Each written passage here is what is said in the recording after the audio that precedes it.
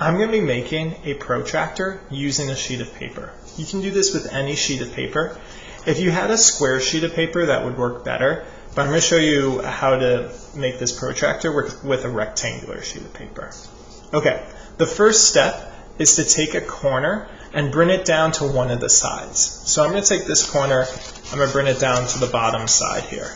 You want to make sure that this edge here lines up with the bottom side, that your crease lines up with the point, and that this is perpendicular here.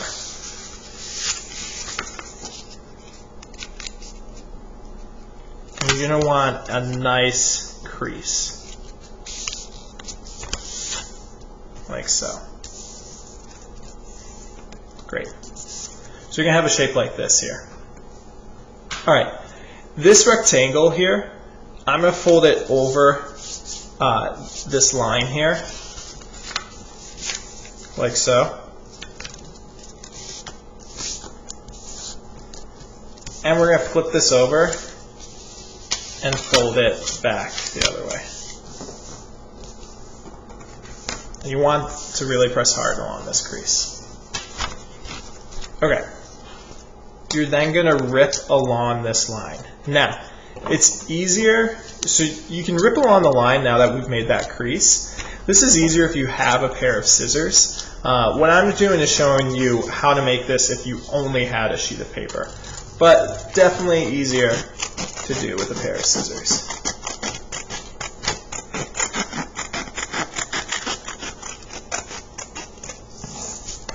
All right.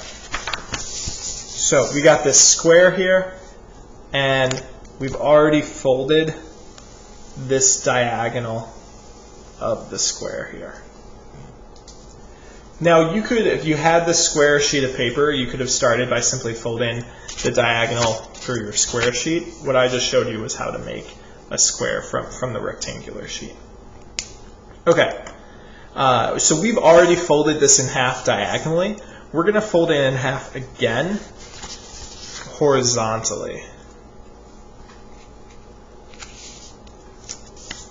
like so here.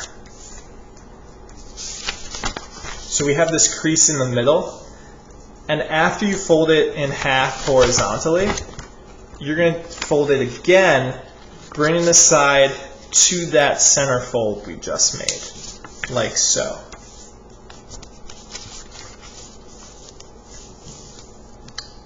Okay. So now this bottom part is divided into two equal parts. All right. We're going to take this bottom corner here, and I'm going to fold it so that it lines up with that center crease that we had from before. And we're going to do this so that where that center crease hits the side here, I want this point to be along our diagonal line. So the corner is going to that center crease, but I also need where that crease was to line up. Oh, I'm sorry. I said the center crease. I meant this crease right here that we had made. So it's going with the lower crease that we had, and then the center crease lines up with the diagonal.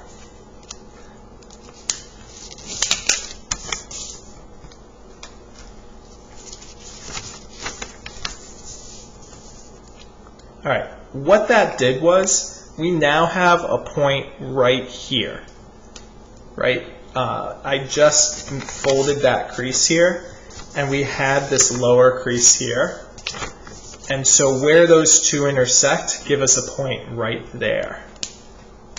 What that is if I fold with it connected to the bottom here, and that crease going through that point, what I just made is a 30-degree angle.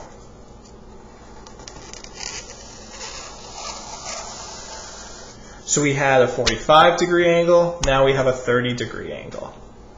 Likewise, this crease that I made before, where it intersects that center fold, if I, again, folding from my vertex here, fold it going through that other point here,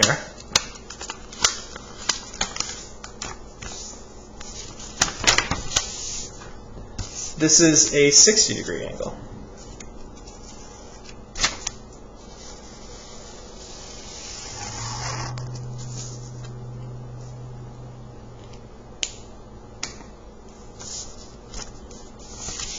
Okay, to bisect these two angles, you're just taking the sides here and bringing them up to that line that I just made.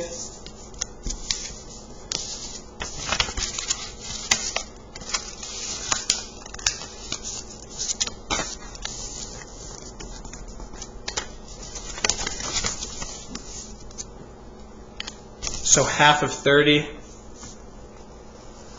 is 15. So you notice that we go 15, 30, 45, 60, 75, and then the 90.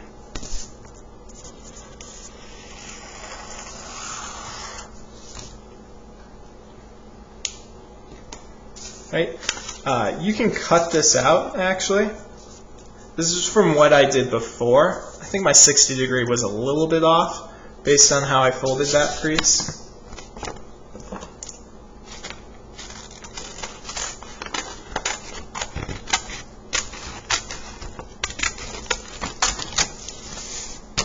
And there you have it, your homemade protractor.